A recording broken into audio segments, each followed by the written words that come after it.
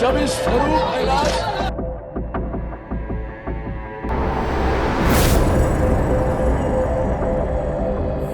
Hello नमस्कार सत श्री अकाल अस्सलाम वालेकुम। कैसे हैं जनाब? बंगाल को अब एसआईआर से आप सब जोड़कर देख रहे होंगे, सुन रहे होंगे। ममता बनर्जी ने एक बड़ी विशाल पदयात्रा करी और साफ बोला है कि भैया ऐसा है कि अगर मेरी सरकार को या मेरे वोटरों को हिलाने की कोशिश करी तो नींव हिला दूंगी भाजपा की पूरे हिंदुस्तान में। अब वो नींव कितनी हिला पाएगी नहीं हिला पाएगी एक अलग बिंदु है, इस पर थोड़ी सी चर्चा छोटे से वीडियो के अंत में करेंगे। लेकिन आज की तारीख में आप सब ममता बनर्जी को बांग्लादेशियों का संरक्षक के रूप में देख रहे हैं और आप लोग ये भी देख रहे हैं कि भैया बांग्लादेश के घुसपैठियों के फर्जी वोट, आई कार्ड, आधार सब बने हुए हैं और वो ममता बनर्जी को वोट दे देकर बार बार 2011 से जिता रहे हैं।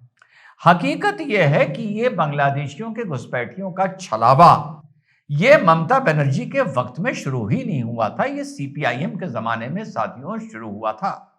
आप लोगों के लिए एक चौंका देने वाला 2004 का अगस्त का एक वीडियो लेके आया हूं लोकसभा का, जब वहां पर यूपीए की सरकार थी और टीएमसी एनडीए का हिस्सा हुआ करती थी।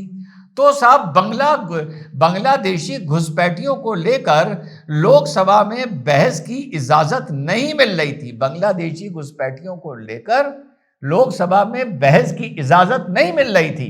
तो ममता बनर्जी ने आज से 20 साल पहले लोकसभा में क्या तांडव किया था, पहले वो देखिए।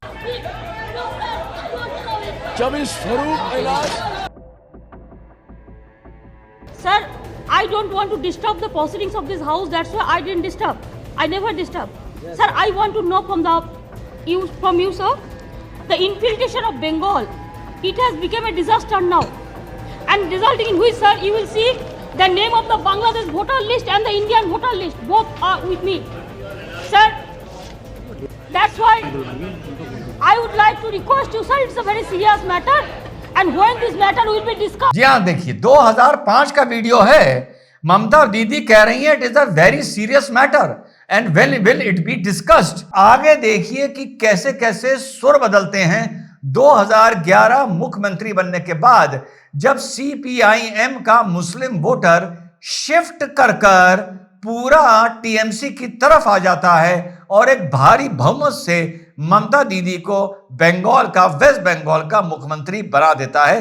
तो खेल देखिए, रंग बदलता देखिए। चिंता करবেন না, বাংলাদেশে নিয়ে যদি আপনাদের কোনো পরিবার থাকে, পরিজন থাকে, কেউ পড়াশোনা করতে যান, কেউ চিকিৎসা করতে এসে ফিরতে না পারেন, যদি কোনো সহযোগিতার দরকার হয়, আমি বাংলাদেশ নিয়ে কোনো কথা বলতে পারি না, কারণ ওটা একটা আলাদা দেশ।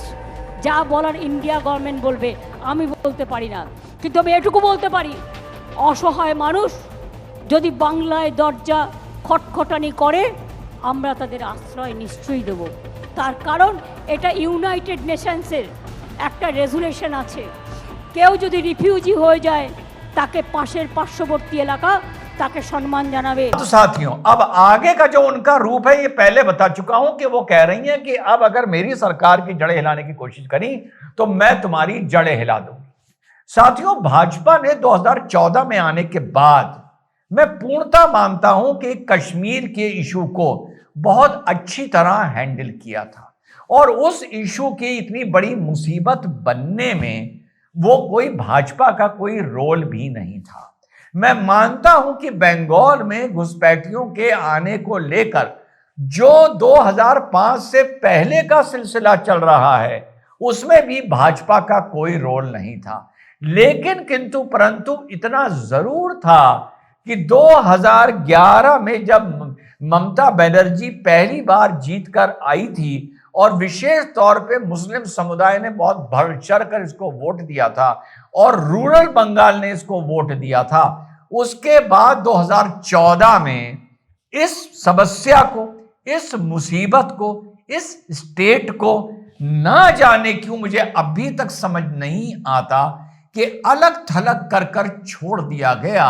2011 की ममता के ऊपर 2014 में आते ही शिकंजा कस दिया होता, बॉर्डर पर शिकंजा कस दिया होता, बॉर्डर के अंदर शिकंजा कस दिया गया होता, तो शायद आज वेस्ट बंगाल की सूरत हाल बिल्कुल फर्क होती। लेकिन अज्ञात कारणों से और यार मैं कोई व्यंग नहीं कर रहा हूं, मुझे आज तक एग्जैक्टली डिकोड नहीं हो पाया किन कारणों से 2014 से लेकर लगभग 2024 का वेट किया गया और 10 साल में यह मुसीबत, चाहे बांग्लादेशियों की मुसीबत हो या अंदर ममता दीदी की पकड़ हो, वो इतनी मजबूत हो चुकी है कि यकीन जानिए कि आज की तारीख में मैं जो बताने की अक्सर कोशिश करता हूं कि इसमें ऐसा होगा या उसमें देखिएगा वैसा होगा, SIR बंगाल में क्या रूप दिखाएगी, कितनी कामयाब होगी, कितनी नहीं होगी, क्या बवाल होगा,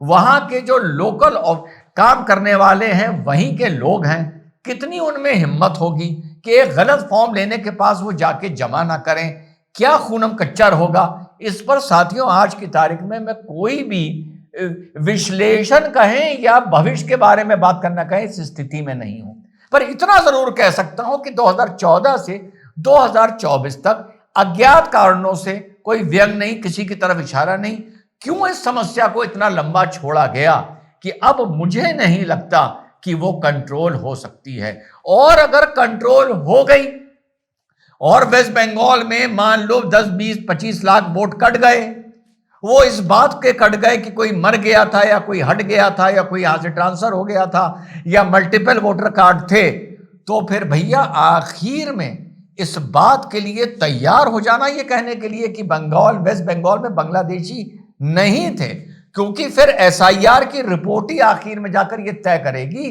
कि वेस्ट बंगाल में वाकई 1 करोड़ बांग्लादेशी थे या वो खामखा एक छलावा क्रिएट किया जा रहा था किसी अज्ञात कारणों से। क्योंकि जो भी वहां SIR हो रही है, मुझे समझ ही नहीं आ रहा है, वहां की SIR में बॉर्डर पे तो अभी 10,000 लोग पकड़े गए हैं भैया, बाकी कहां हैं? उड़ीसा जाएंगे, बिहार जाएंगे, 4 महीने के लिए वहां रहेंगे, SIR खत्म होगी, फिर वापस आ जाएंगे। अभी भी वेस्ट बंगाल की बांग्लादेश समस्या को अभी भी गंभीरता से साथियों नहीं लिया जा रहा है। और आगे जाके देखते हैं कि जो मैं कह रहा हूं गंभीरता से नहीं लिया जा रहा है, एंड में मुझे लगता है कि यही निकल कर आएगा कि जी हां, वाकई गंभीरता से नहीं लिया जा रहा था। क्योंकि आखिर में आप देखिएगा, अगर आप ये मान के चलना है कि 15 लाख बांग्लादेशी वहां ट्रैप किए जाएंगे SIR के चलते, और पता चलेगा ये 15 लाख लोग थे जिनको डिटेंशन सेंटर में डाला जाएगा, तो ऐसा कुछ नहीं होने जा रहा है। ये बात आज आप लोगों को बड़े कन्विक्शन से बता रहा हूं, पर साथ में ये भी नहीं कह रहा हूं कि वहां पे लाखों बांग्लादेशी नहीं थे। कहां वो हवा हो जाएंगे, कहां वो भारत में मेल्ट हो जाएंगे, ये किसी को आखिर तक पता ही नहीं चलेगा। हाँ, इतना सुकून जरूर होगा कि उनका वोट नहीं बनेगा। जय हिंद, वंदे मातरम, खुदा हाफिज।